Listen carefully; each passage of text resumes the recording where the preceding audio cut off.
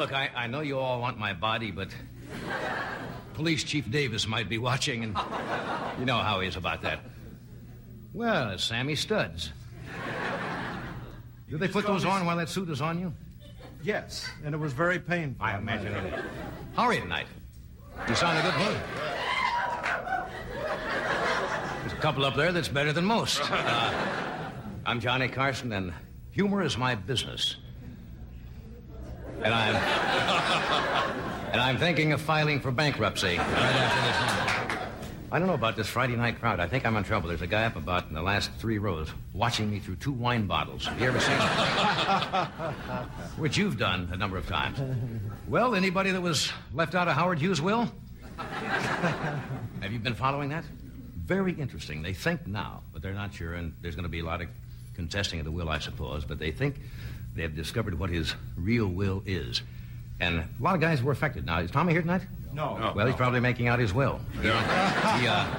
Tommy left all of his vital organs to medical science, and they're going to see if they can get any of them started. You know what today is before I go on? An anniversary? It's the 770th anniversary of Genghis Khan. Wow. Now, look, I know all you Genghis Khan fans want to celebrate tonight, so for lunch, why don't you go out and rape and plunder a Denny's coffee shop? Why not? Anyway, Howard Hughes is making more headlines after he is dead than when he was alive. There's a lot of controversy surrounding his will, and some people say it's real, some people say it's not real, because he misspelled a few words in the will, apparently. But, you know, that could happen, right? And I found out that Howard Hughes was never a good speller. It says on his tombstone, "Here lays Howard Hughes." Instead of "Here lies Howard Hughes." See, it's lie, lay, lain, or have laid.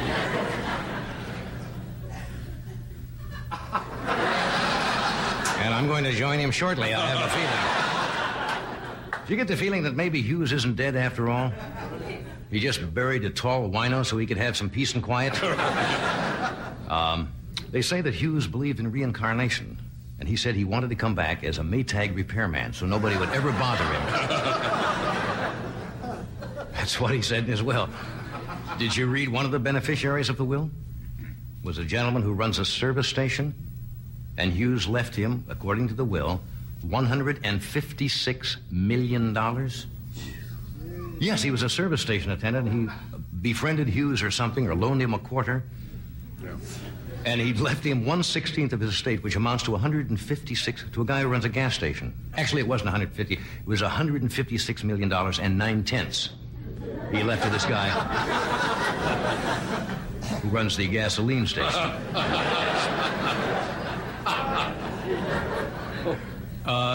Hughes also left $100 million to his ex-girlfriends, $1 each. He was a busy man. You know what he left the city of Long Beach? Remember the flying boat? They're called the Spruce Goose that they built years ago. When was it? About 1941 or 42? And he flew it once. It was made out of plywood. It's been sitting down in the harbor in Long Beach. He left the city of Long Beach, the Spruce Goose, and they don't want it. And they don't know what to do with it. They've had a couple of offers. Marlon Perkins, you've seen Marlon Perkins on Animal Kingdom, offered to buy it. He's got a great idea. He wants to throw a brunch for 400 beavers.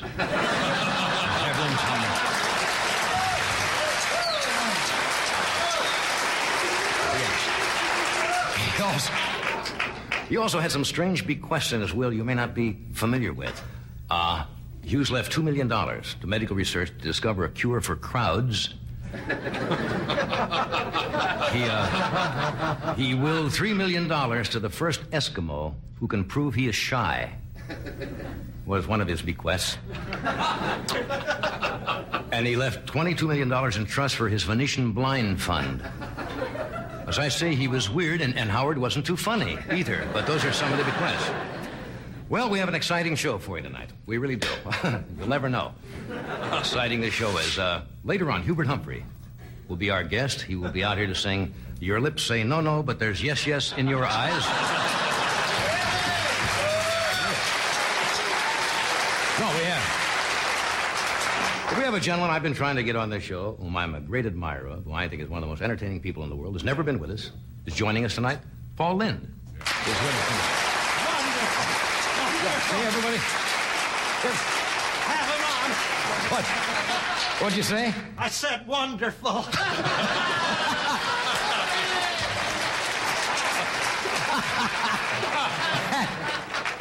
Mr. Maclean Stevenson is also with us tonight. This is going to be a fun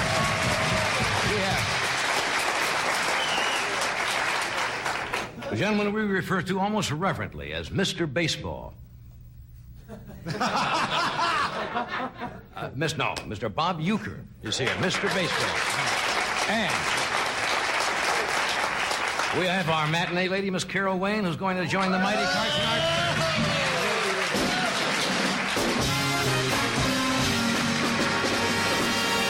We'll be right back after this.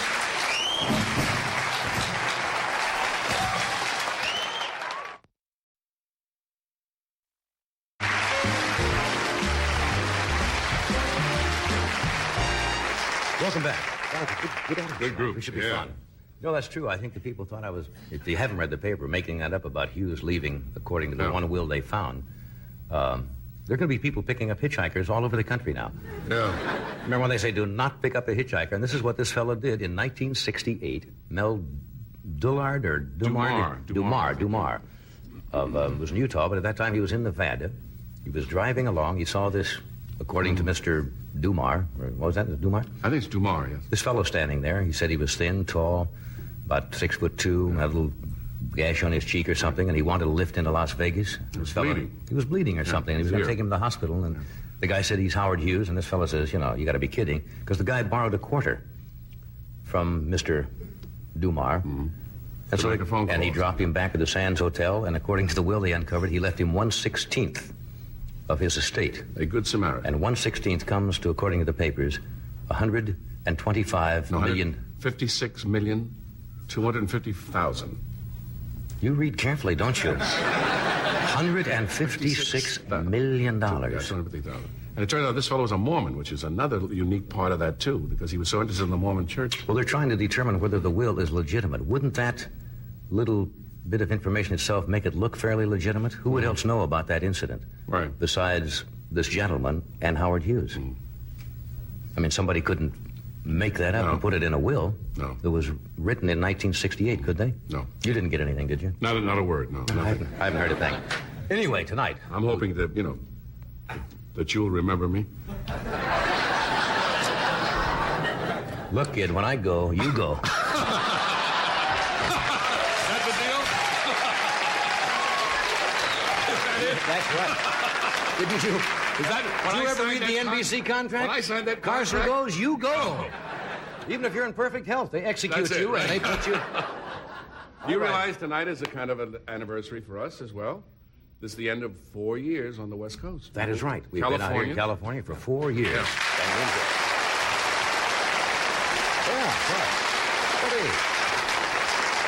And we have Maclean Stevenson with us tonight, Bob Uecker, Mr. Baseball, Carol Wayne. We're going to do a tea time movie for you tonight. And here's a gentleman I've been trying to get on this show for a long time. He's a brilliant comedy actor. He's got so many awards to his credit, including 4 Emmys for Hollywood Squares alone. And he has not been a night... That's true. 4... What's so funny about that?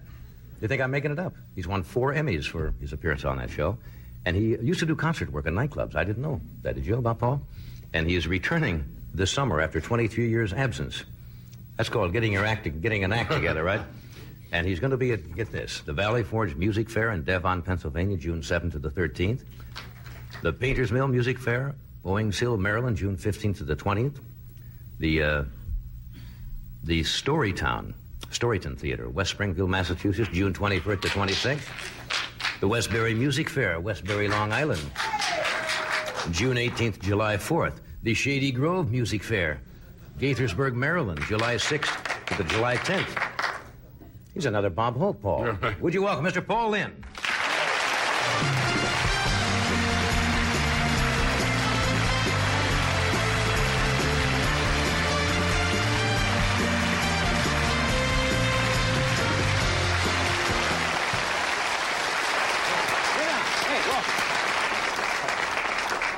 No, you're so hard to shop for, John. No, you've got everything. But I know you love pencils.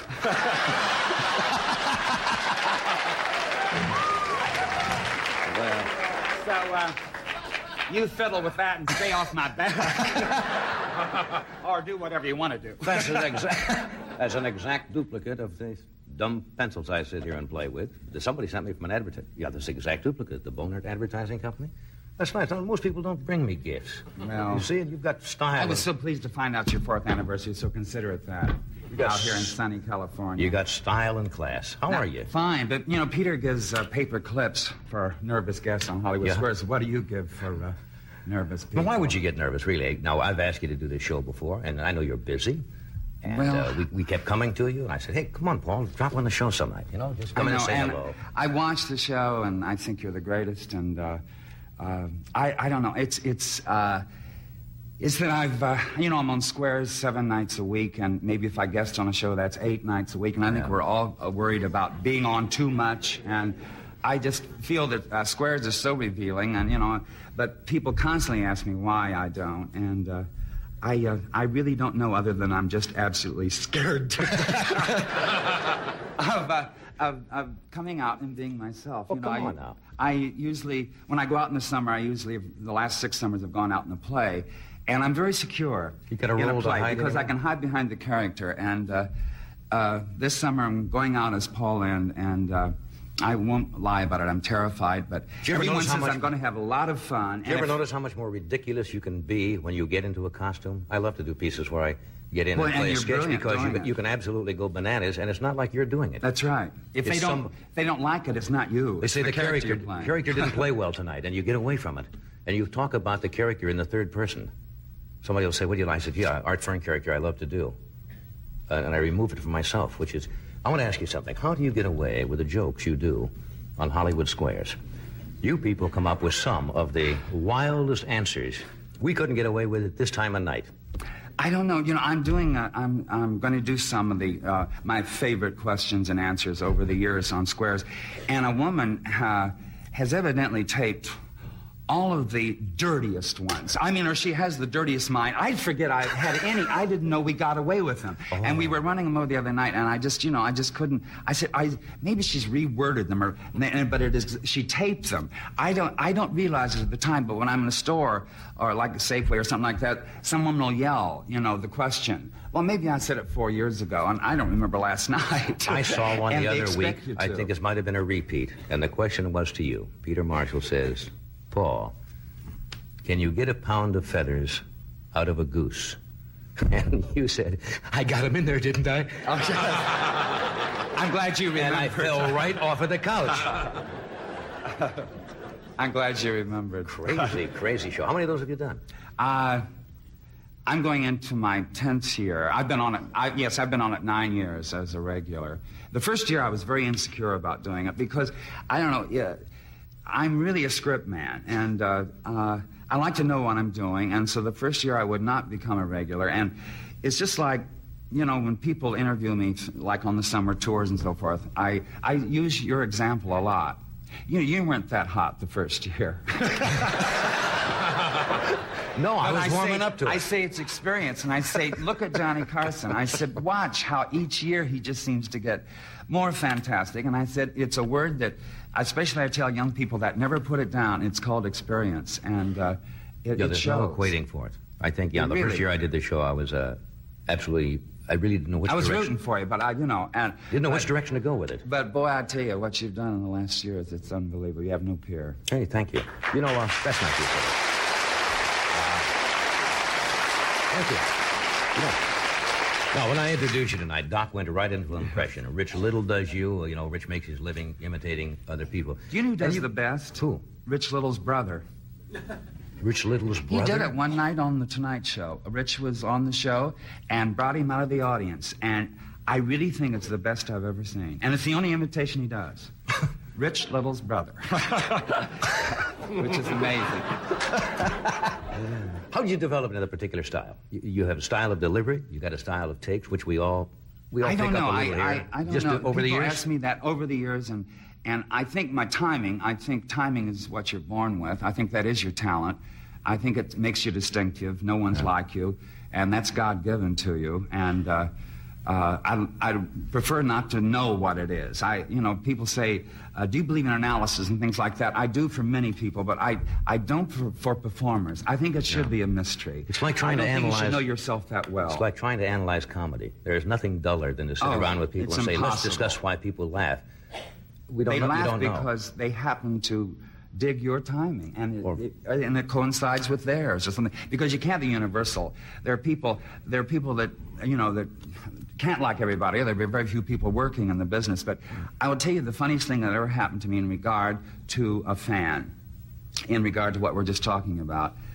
We went with Hollywood Squares up to British Columbia, and we were out having fun during an evening in a local discotheque, and I was with Karen Valentine and I forget who else, but we were having a ball. And this man came over, and he really had one too many, and we had two, but we still weren't like him. And he came over and he said, are you Paul Lynde? And I said, yes. And he says, listen, promise me you won't move. I'll be right back. And he went on. And I said, I'll stay. I won't move. And he says, because my wife, I've got to bring her over. She just hates you. I've never had anything like that. It's funny how they can give it to you and then take it back. And the same thing, just when you think you're sailing. It's like people come up to you. You ever get this compliment?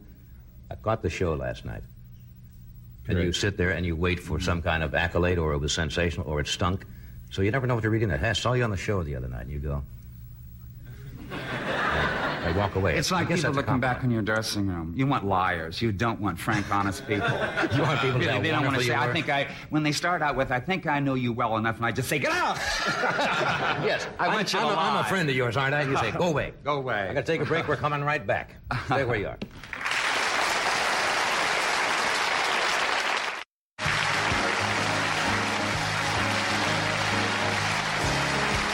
We're back. We're talking with Paul Lynde, and Maclean Stevenson's here tonight, and Bob Uecker, and Carol Wayne, and the mighty Carson art players. I found out you were not a particularly good, I don't know whether this is part and parcel of being a performer, that you were not particularly great in school either.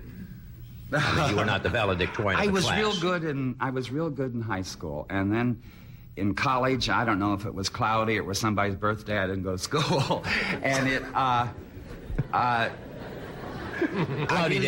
became very social, and I entertained a lot, and I would play that against the faculty and so forth, because I do alumni things and so forth like that for the school.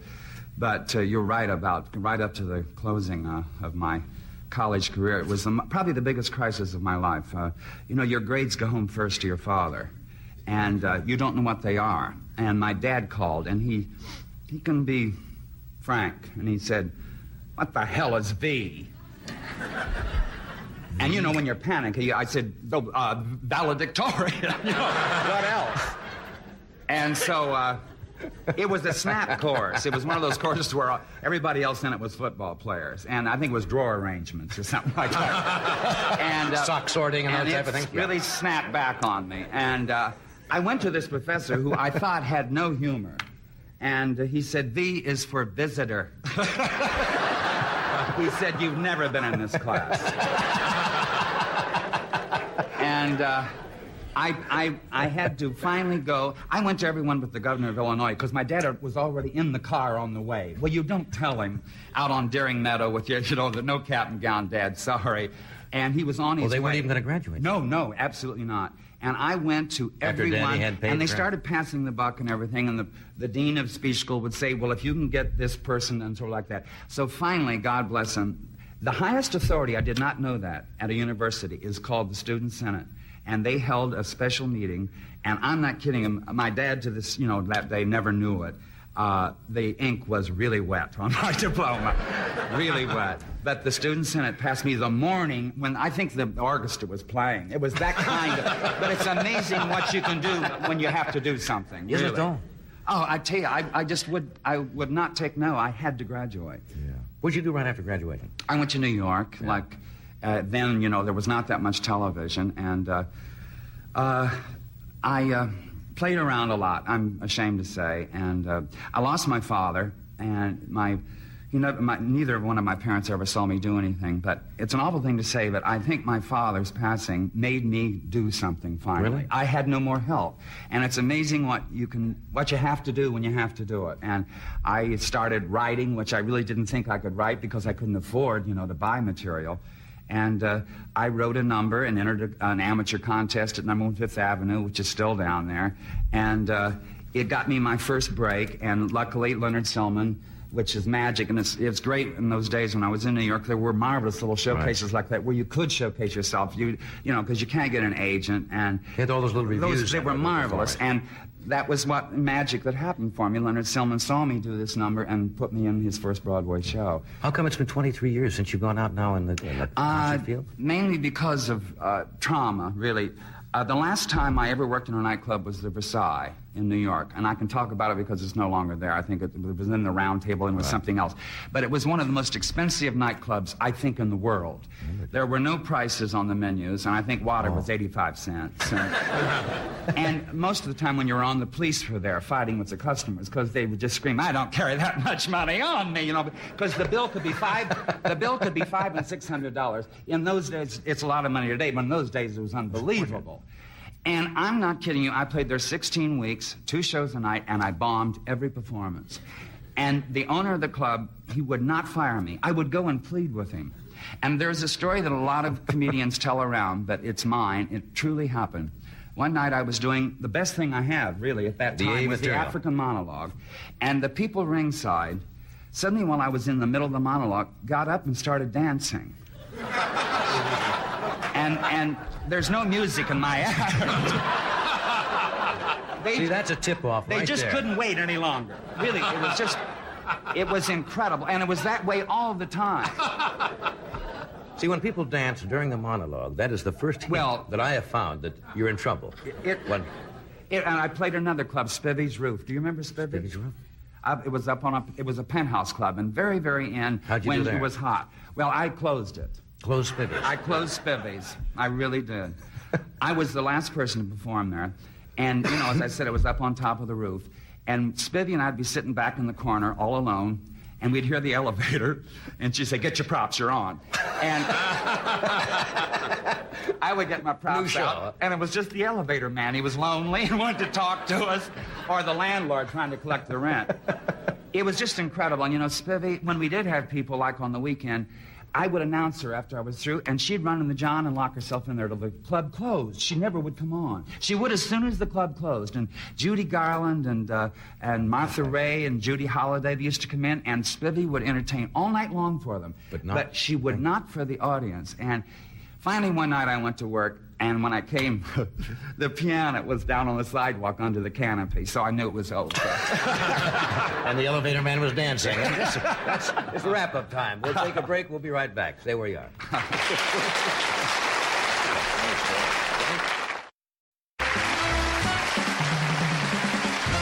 Thank you, Doctor. It's time once again, friends, for our visit to one of the mainstays of daytime television, the late afternoon movie host, who brings you old pictures and sells everything and anything in sight. So please welcome that exciting guy, your host for today's Tea Time movie, your friend and his lovable Art Fern.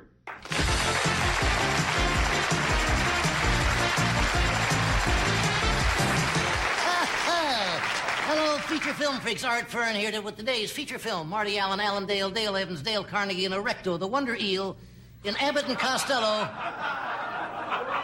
In Abbott and Costello, visit a leper colony. But first, ladies, are you tired of looking like Phyllis Diller in Electrical Storm? Is your skin getting so leathery that customs inspectors are beginning to search your face? Are you unhappy with your body? When explorers announce they're searching for the abominable snowman, do you lay low? Are you forbidden to enter buildings to say no pets? You have to make an appointment. You have to make an appointment to get bothered by a peeping Tom? Is your trouble unwanted hair plus an unwanted face? Well, now you can put all that behind you by signing up for the new Elena Frankenstein beauty course, which you can do at home in the privacy of your own face. Yes, every cosmetic and beauty aid you could possibly need to be the envy of every yenta on your block is in two handy kits. Speaking of handy kits, here's our matinee lady. Beauty is skin deep, you know. We'll find out how deep it is later. Yes, friends? With the Elena Frankenstein Home Beauty course, you'll no longer your face will look like it's been slept in. Never again will your husband take you on a plane trip in a carrying case.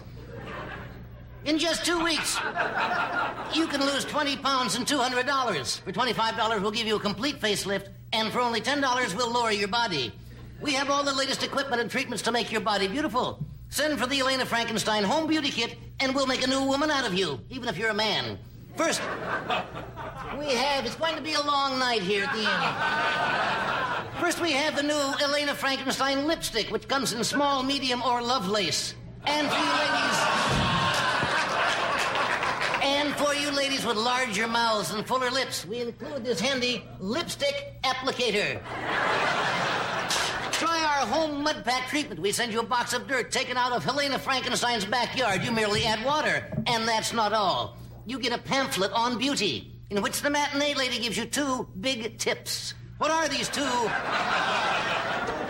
two big beauty tips, matinee lady? Eat and sleep. Right. But not with him. Never mind. We have wigs for every occasion. Try our new afro. If it gets too heavy, you can take it off and sit on it. Take advantage of our bicentennial wig. Friends, try our latest in herbal essence shampoo, Tropic Poo, made of coconut and banana oils. There is a side effect to watch out for. A monkey may suck on your head, and this is one of our pride and joys, lemon and lime dew. Over 50 real lemons and limes are jammed into each bottle. Use this, and at a party you can squeeze your head into your drink. And for you ladies who are flat-chested, we will improve your bust through the use of silicone, but not painful injections or implants. We give you loose fistfuls of silicone to stuff into your bra. That's better living through chemistry. It certainly is. Friends, our scientists have come up with a new bust-developing lotion that'll give you new, lovelier proportions. Before I used it, I had no bust line to speak of. Now there isn't enough time to speak of it. My boyfriend thought they were just little bee stings. This lotion has done wonders for me. You said a handful, and Here, friends, is what this lotion looks like. It's easy to apply. You just take it out of your jugs and put it on our jugs.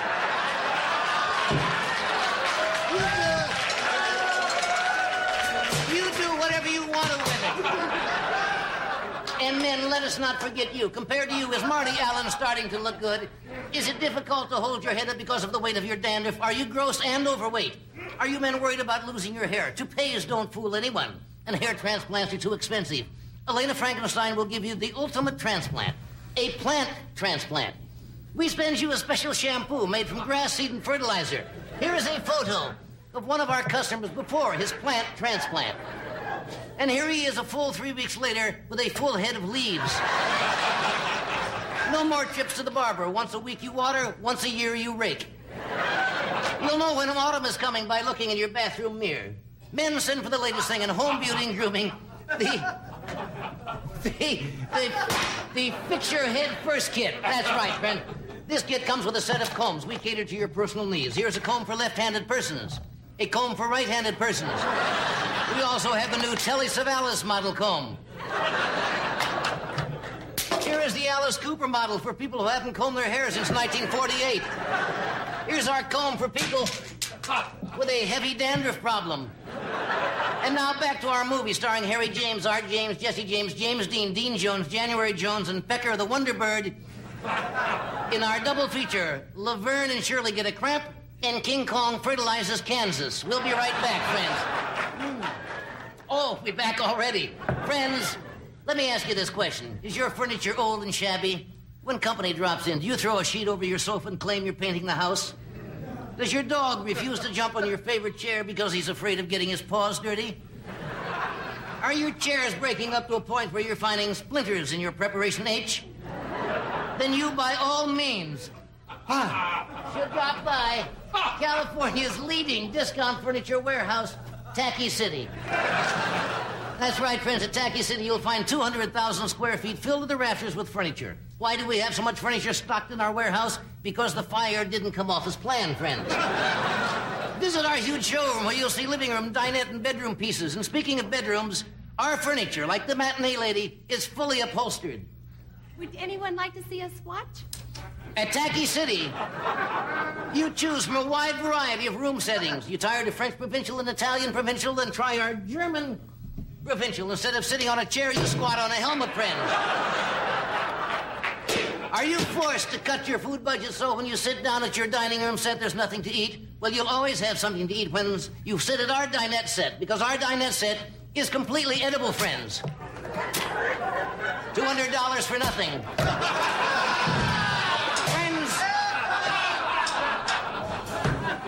Friends, how about a coffee beanbag chair? There you are, a coffee beanbag chair. Don't sit too long, friends, or else your fanny will be awake all night. At Tacky City, courtesy is our password. We'll sell you at 40% off. How can we do this? Because we cut out the middleman and deal directly with the fence. We have a full line of clocks, wall clocks, floor clocks, ceiling clocks. We specialize in grandfather clocks. You can have a cuckoo clock with a bird in or out. And that goes for your grandfather, too. Folks, do your decorating at Tacky City. Even if you're evicted, you'll own the kind of furniture you'll be proud to have on the street. You can see our complete line of furniture with every price clearly marked in the catalog. They could go through my brochures. Everyone's been through your brochures. Could you use a large chest, friends? I could use a large chest. You could use a set of curb feelers for the one you've already got, friends.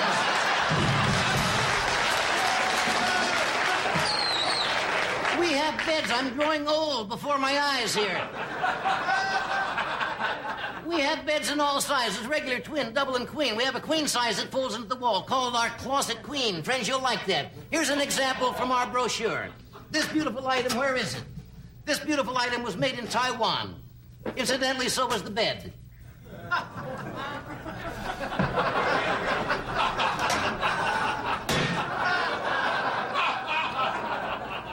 All of our furniture is beautifully finished by George Montgomery's brother, Shecky. Here's a smart item, friends, a rear view mirror for your bedpost.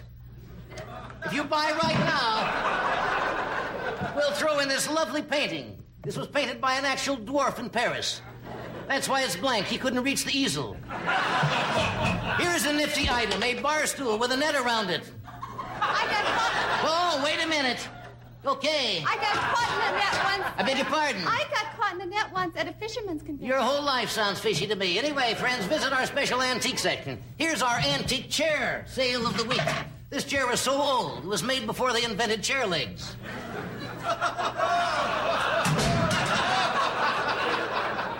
Oh, boy. The Versailles room, you ought to be here. Here, friends, is a lovely Daniel Boone ottoman. If you act right now, I'm so tired. We will give you friends.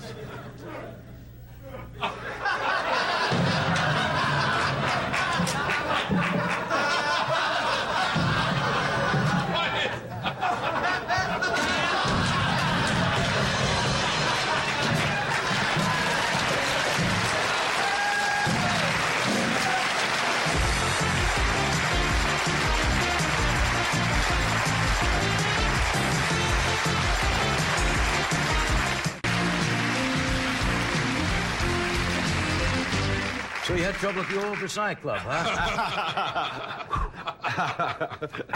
Well, when it's time to get off, get off. It makes no difference if you got material left, folks. Maclean Stevenson is here tonight. I suppose he's been out. He's got a golf tournament, right? You've got a golf tournament. He has been out, I guess, around the country playing in golf tournaments. Would you welcome our Prince of Polyester, Maclean Stevenson?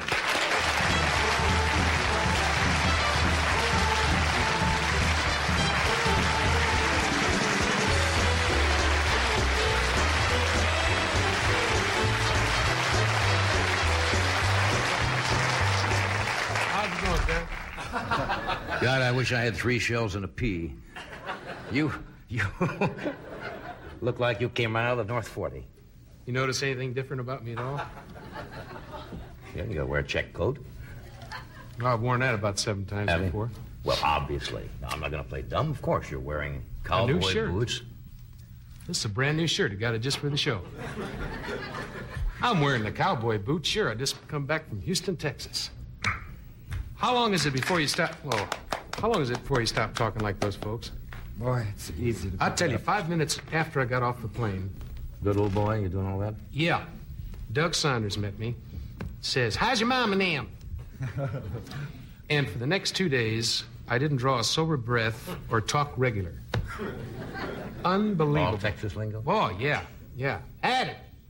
I was walking down. They're just the most wonderful people. They come up to you and they say, McLean, we're just so glad you're here. This is my wife, Margie Dell. We're from Fentworth. That's 57 miles northwest of Houston. We've been living down here 45 years. My dad was in the railroad business, and my mom's got oil wells. We got a lot of cattle and a nice 23-year-old daughter. We're sure glad you're here. And then they leave.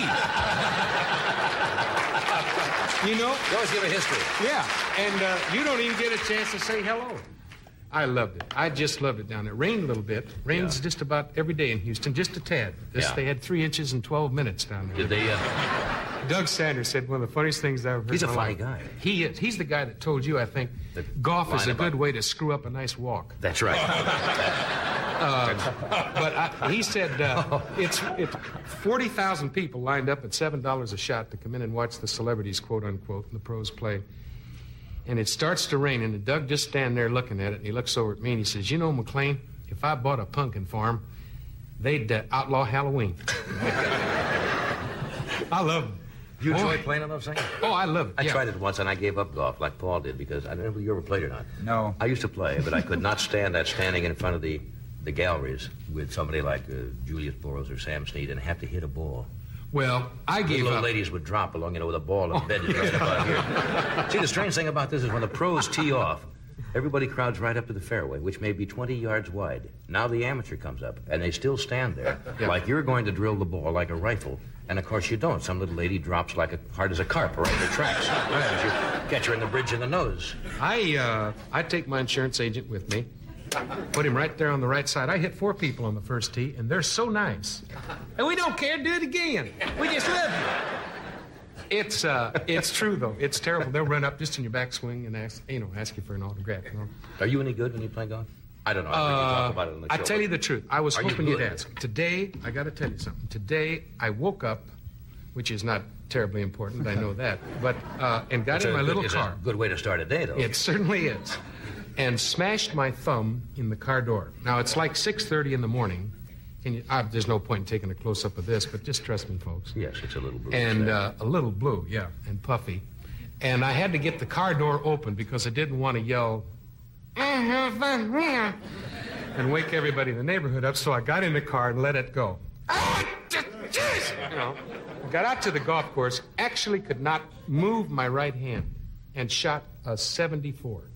Well, that's very good score. Oh, I'll tell you that's good.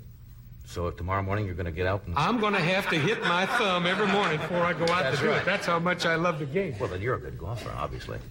I love playing with the ladies. I've played in a lot of their tournaments. It's more fun for me. It's very difficult to play with the guys because they do much better than the average guy. The ladies, you can get emotionally involved with them. You know what I mean? That's right. You're single, man. Well, sure. But I mean, even if I weren't, I don't think it'd be much fun to mess around with Arnold Palmer or Lee Trevino. I mean, cute and all, but sit around and eat Mexican food and drink Dr. Pepper all night. That doesn't sound like much fun to me. But, heck, you can go out there with Laura Baugh or Jan Stevenson, any one of those ladies, and go out and have a few pretty ones on the cheeseburger and a Coke after. My biggest problem down there in Houston is I don't drink too good. I practice my golf like the devil, boy. I went out and hit balls for 2 weeks to get ready for that, but I didn't practice my drinking. And, whew, they really put her away down there. First thing in the morning, they gave us a little tea prize. I was kind of disappointed. We got the boots. You know Larry Mayhem, the rodeo star? Yeah. He plays in cowboy boots with spikes on them. He gave me these. And I stole a hat off a guy named Jerry Maclean, country western singer. Yeah. He just passed out on the floor and I picked it up off his head and wore it home on the plane. They go pretty good, don't they? Yeah. Oh, he's a good Rodeo singer, crowd. too. But I don't drink well. And the first thing they do is they come in, they give you a little get acquainted box. And it's 3 bottles of booze in a velour bag. And I generally bring those back. I play in a lot of these just to get the tea prizes. Oh, I see. You get the shirts and the sweaters, you can do a week of Hollywood Squares if you do 5 of these tournaments. And but this, they give you the dumb boots and a bottle of booze. And this guy comes down and says, "Bo, we're sure glad you're here, McLean. We just love you on MASH. We haven't been on it in 2 years." And stuff like, "We'll see you every night." Yeah. Well, You going to have breakfast? No, this is at 7. And I said, yeah. He said, good. Let's have a little start right here. And went and we killed that first bottle right in the room before I brushed my teeth and got my jammies off. Oh, yeah. They just, And the humidity is so, you perspire a lot. And I think I've told you this before, for a kid that wasn't allowed to sweat till he was 23, I could actually drink the stuff that was running off my nose and get by. It's like vodka and lime. Oh, but I love them. They're just great people. I love that town. Yeah. How you doing down there, y'all? I love you. Is that your favorite place to go? The ball? Thank you. Well, I like Bakersfield now, too. Bakersfield? I met a guy, give you some idea what my flight back was like. I'm hungover. Took me 20 minutes to get the left boot on. The right one goes on fine, but I got a high arch. Oh, hell, you don't care.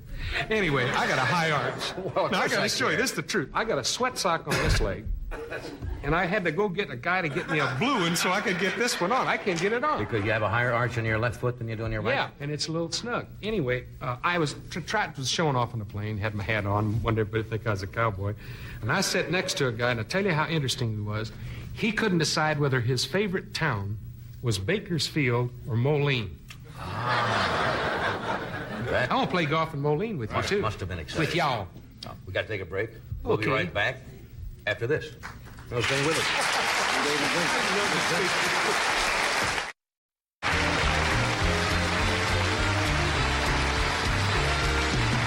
Hey, how you doing? That's pretty good. Hey, give me a beer and whiskey over here, will you? Why don't you and me get in the truck downtown and have a few beers and beat up on the sissy? What is the... What's this telethon you're involved in? Oh, my gosh. Is this Thank a you for national, asking. No. No, I tell you, it's for the Miller Park Zoo in my hometown. It was last You're holding week. a telethon for the Miller Park Zoo? Yeah.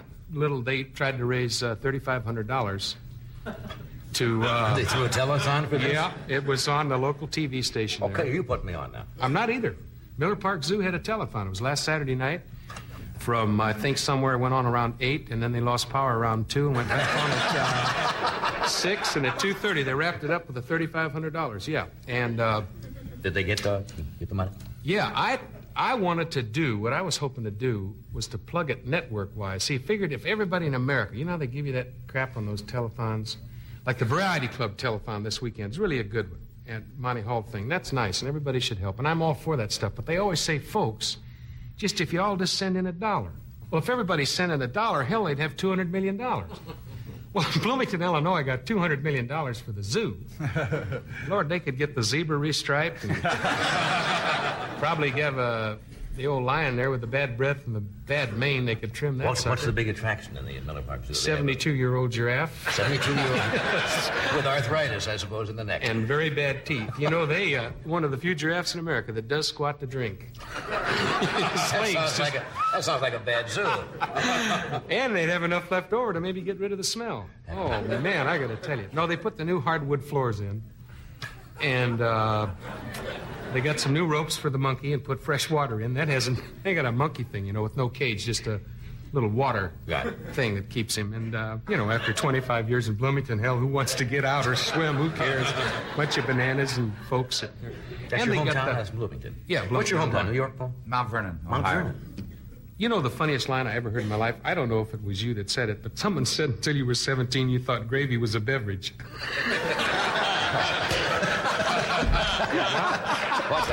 That's a funny line. No, in our home we used to have gravy festivals. Gravy festivals? Really? Oh, boy. Hey, that's a nice place where you come from. Beautiful. I was back there about a year ago, and I just love those. But they just love you. Well, I tell you, though, I agree with you about Houston, and I'm ending my tour in Houston. It's going to be a nice farewell to 12 weeks. I've never been around more gracious people than the Houston people. I love them. They meet you on the street and say, having a good time, Paul, and you sort of go, and they say, well, come on. They drop anything they're doing and take you with them and make sure you have a good time. And when this one guy I met, he said, now, you be there. It was my birthday, and he said, you be there at 4:30. We've got something little planned for you. And I said, well, I don't know. And he says, wait a minute. And he just took off his watch and said, here, now you be there at 4:30. And it was the most gorgeous watch. They cannot give you enough. Gave me the watch and said, now that'll make you remember, be there at 4:30. They just, it's incredible. And it's you just feel a super niceness. They just want you to have a great time. Well, that's great. It's the regular folk, too. I mean, there's a lot of money down there, boy. A lot of money, and there's a lot of Houston's very young, and the building that's going on. And there's more entertainment in that town in one night than we could only play like a split week because the theater was that booked there. You're playing at Jones Hall? Is that where you're playing, you know? Is that in Houston? I hope I didn't make a mistake. Yeah. There are so many halls there, it's hard to keep track of where you are up here. Because in one night, 9 and 10 rock concerts plus plays, it's really unbelievable. The town is a very cultural town. We were at a place called Wood. Oh, boy, that's great. I can't think of the name. But it's out in the woods. I felt like I was in camp. We were 55 miles away from downtown Houston. But that's nothing down there. Hell, they'll get in the car and say, you want to go get a beer? Sure. And they drive 700 miles to El Paso. Where are you taking me, man? Going through customs. Going to a different time zone to get a beer. But keep your shoes on because they'll mildew overnight. Mildew overnight, and can't wear suppos, man. The humidity drops them right down to your ankles. And Galveston. I made a side trip to Galveston. That is the wettest place I've ever been. You wake up with moss on the north side of your leg. It's murder there. Oh, a message from Johnson's Wax, makers of fine products to help care for your home.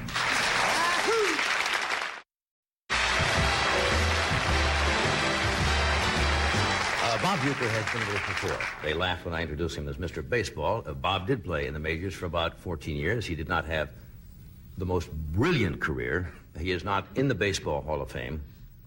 He has been asked not to come near the Baseball Hall of Fame. But as a result of that baseball career, Bob became one of the voices of the Milwaukee Brewers, and this year he's also a commentator for ABC Monday Night Baseball. Would you welcome Bob Uecker? Mr. Baseball.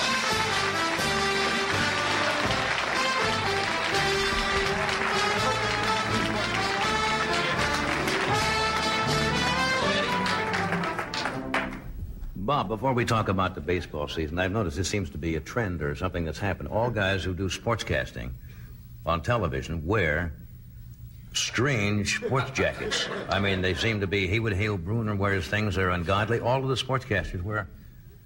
It's probably very nice. It's probably very expensive, but it is. It's, I got it outside. It's $8 for the whole thing. Shoes. Guy out here on Alameda. Asked me if I was coming in and operating out of an old Chevy station wagon. How do you pick it up? $8 for the whole thing. Got to get it back by 8:30. So. Well, let's talk about baseball. Now, spring season is it's underway, right? Yeah, we've had. We're underway 3 weeks now, and we had our spring training session again in Sun City, Arizona, which we talked about last year as a retirement community, and I ran into a thing out there last year, and we talked about it last year about you go in bars out there, and there's not many gals hanging around. You know, they got dummies that they blow up and sit at the bars next to you. Well, it's a quiet community, right? I had to tell you this. I got probably the social event of the spring out there this year. I got arrested for drunk driving on a Honda. And I'd never been through one of these things before. I like to, when I was a player, of course, I like to drink before a ball game to kind of get you keyed up. That keyed you up, huh? Yeah, it got you going a little bit, but we had a little session out at a place in Sun City this year. Myself and about 4 or 5 other ball players were going over a couple of hitters, you know, talking about. Right. And you get in there pretty good. We started throwing the hookers down, and about 11:30 at night, one of the kids that works in our clubhouse had a Honda motorcycle. So one of our other players took it around and rode it around out there, and as I said, Sun City is a retirement community, and they don't go for that. So they called the local police department out there, and he brought it back, and I got on it. I was just going to go around a couple of blocks, just take a spin on it, and I was in there. I was half in the bag. I'm not, I was drunk when he arrested me, but I hadn't shaved like for 2 days, and had a fishing hat pulled down over my head. My shoes were untied, and when he pulled me over, I asked him what he stopped me for, and he said for driving without a helmet. And he asked me if I'd been drinking. And I said, well, I've had a couple of cream of mints after dinner.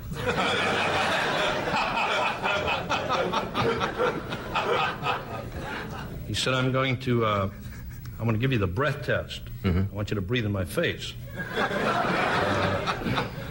So he stuck his face right up here, and I give him a little... And he said, I want the full boat, you know. So I give him the full one, and he told me that he thought that I'd had a few more. And I don't know if you've ever been through a drunk test. It's the most degrading thing. It's the first time I've ever been through one. But to be put out, I was in a little parking lot, and of course all the old people were standing around, they're getting their kicks.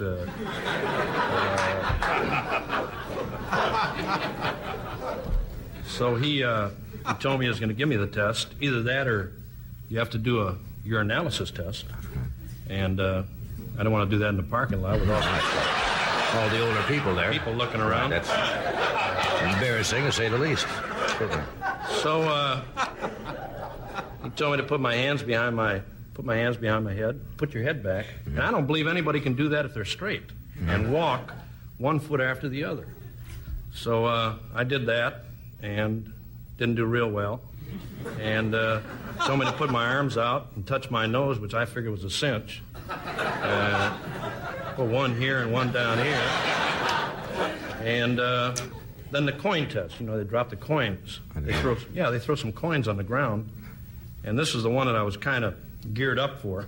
And I got all the coins. When I'm down at the last one, there's a beer cap, but it's embedded in the asphalt. And I'm trying to get it out. Trying to get that one out.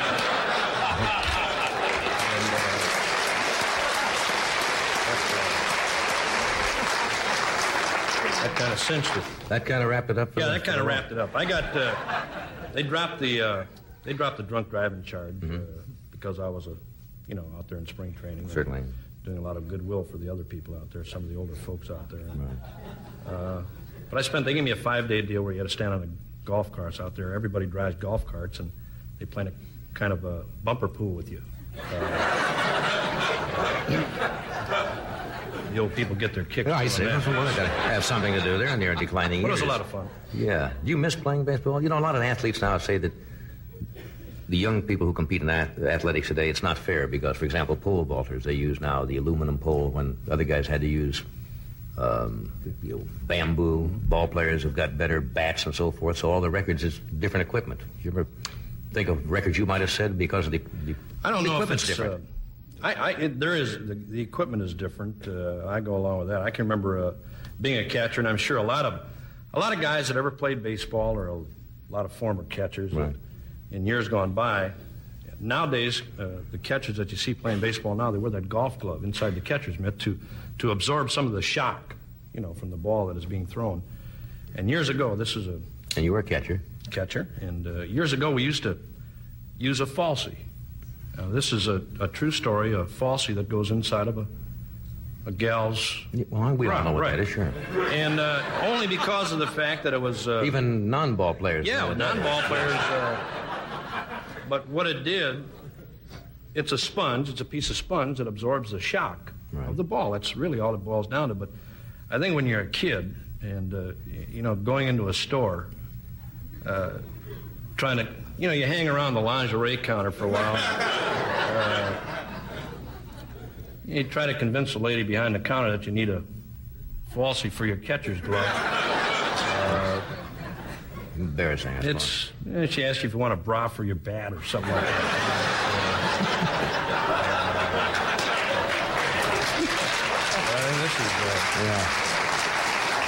That's why years ago I think you saw, like it never bothered you, like you're losing 16-0 in the 5th inning, but the catcher's sitting back there smiling, having a nice time. Catcher's on the bench. You got your glove on and you got something to kill time with. Yeah. Bob, let me ask you this. There's a lot of controversy about hockey being rough, but baseball season's 3 weeks old, and I read the other day about they're throwing beanballs, which is trying to hit the hitter, right? There have been several incidents already of pitchers throwing at batters. They had an incident, I think it's the first time that 2 pitchers have actually come out and said they were trying to they said if we can hit you, we can hit you if we want to. It happened in the ball game in St. Louis. The St. Louis Cardinals playing the Mets. And Lynde McLaughlin and John Matlack, who pitches for the New York Mets, actually got involved in a beanball deal where they're trying to... That ball comes in, what, 100 miles an hour or something? Yeah, they're like that? trying to decapitate somebody, you know. And Is that to throw fear into the batters when they come up there, knowing that... I think it does. They might brush them back a little bit, or... That happened to me. I sent my laundry out. I don't want the clubhouse guy doing it. You know, When you were in the majors, did they ever try to throw... Well, you weren't the greatest hitter. I mean, nothing personal, but you admit yourself you did not have a great lifetime record of home runs, I did you? didn't. You know what's bad about following a guy? You know, I played on ball clubs where you had good hitters. You know, the Cardinals or the Braves with Henry Aaron. You're a guy, that guy hits a home run, and you're the next guy up. You go. They don't knock him down, you get it.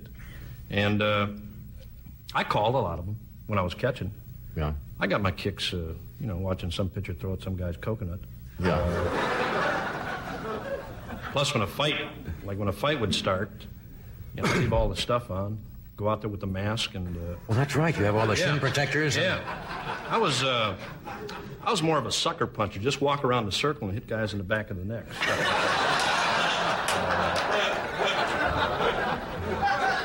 It happened. But you kept the gear on between. I kept the gear on. That was my strong suit. We had a deal in Philadelphia one day. We got in one of those kind of deals, and it didn't work. Two players grabbed me, one on each arm, and the other guy standing right in front of me, lifted my mask up, and give me a shot in the chops, and it kind of aggravated me because they were on my club.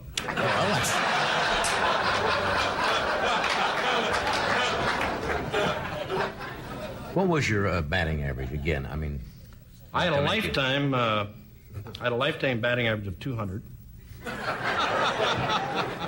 which some people would laugh at. But you know, I never cared. I never really did care. I thought, to me, after the game was much more important than the game itself. I've had some of my best nights after the game. When you go out and pound it, I think any player with ability can play. I think for a guy to go out every night and really punish himself.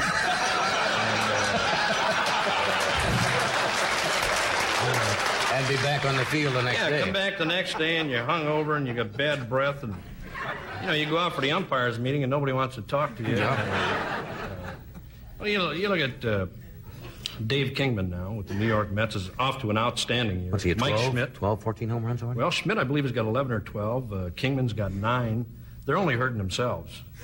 I tried to stay around, maybe 1, 2 home runs a year, maybe 3 or 4 runs batted in. Because when you get up in that category, the next year they're going to expect the same thing from you, or even more.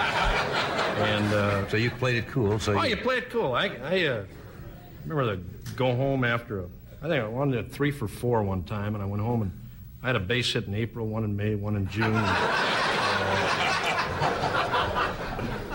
You go home and talk to your old man. My old man loved baseball. He loved sports, and when I'd have those problems, he's the only guy I could really go to, I guess. Paul was talking about his dad before. I'll never forget when you have those problems. You walk up, what are you going to do? He said, why don't you get a job? I think these are the things that you remember that your folks helped you. Oh, sure. You sound like a wonderful man. Oh, he's great. He came to this country as a soccer player, and he blew up the balls is what he did. Look, he was on the team. He's on the team. That's the main thing. We'll take a break, and we'll be right back after this.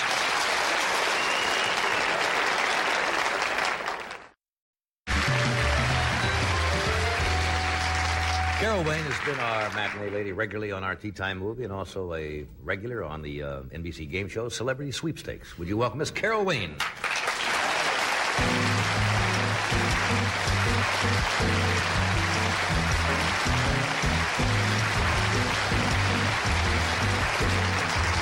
You're out here. Did you hear our baseball discussion? I did. You were an ice skater. You don't know anything about baseball, do you? Or do you? I shouldn't say No. that. Why shouldn't you know something about baseball? I know more than I knew. Because on Celebrity Sweepstakes, they asked me, what is a suicide squeeze? And I said it's in arm wrestling. But it's not. It's in baseball. What is it? What is a suicide? What is a Peter squeeze? Marshall's boy plays with the Chicago Cubs. That's right. Cock. That's right. He does. That's right. Did I he don't come know. in- I don't know what a suicide squeeze is. Did he squeeze? Squeeze played a I second saw base. him after a game a couple nights. He wasn't good. I know where your outer field and your inner field is, though. Well, that could come into play, I Could go either suppose. way. Yes. I know you ice skated. Yes. Were you active in any other sports? I was captain of the girls' basketball team. Really? Yes. What school was that? A religious school. Well, there's nothing wrong with that. No. Were you a good basketball player? Yes, I was the captain. Well, the captain is not always the best player. Oh. But I was.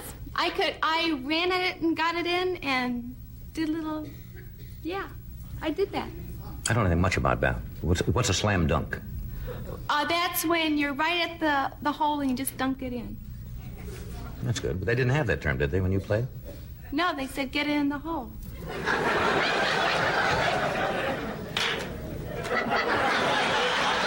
29, 30, 31, 32, 33.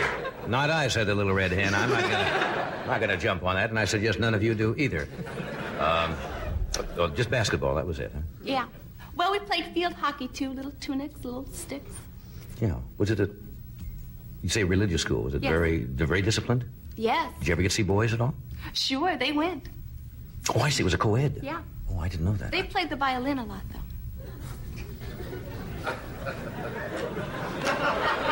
Who plays the violin? The boys played the violin, and the girls played the sports. I see. Okay. Sounds like a weird school, but, every school sets their own policy. How's your marriage?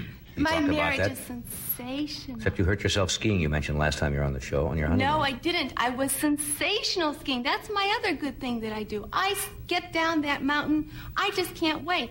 But you know what happened? I came home, and he said, go get something downstairs, and I fell all the way down the stairs and broke my coccyx. Well, that can ruin a honeymoon.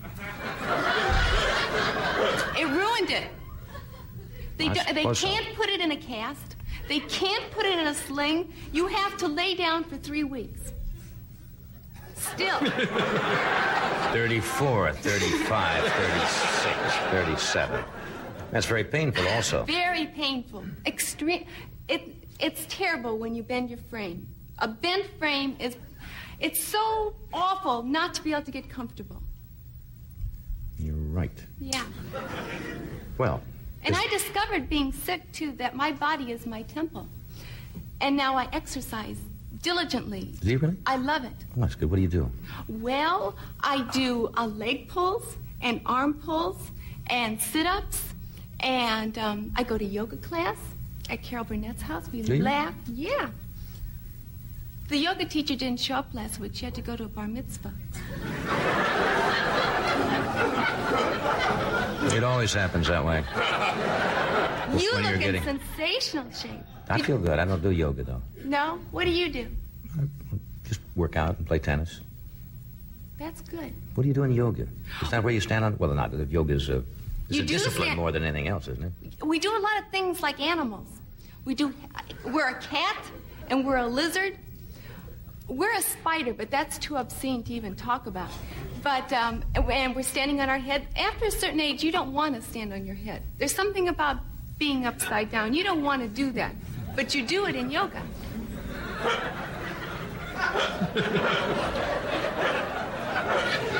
What age is it that you don't want to stand? Is there a cutoff point where you I shouldn't think be upside down? After your teen years. After your teen. And we'll be right back.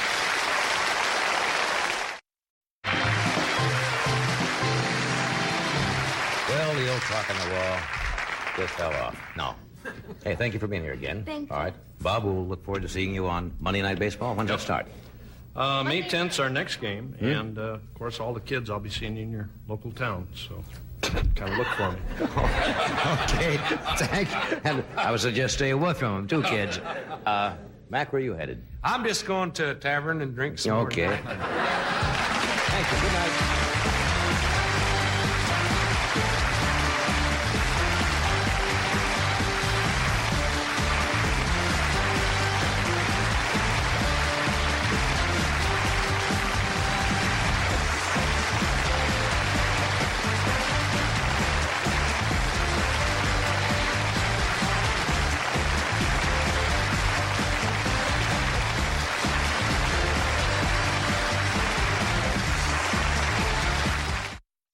pummeled by that applause.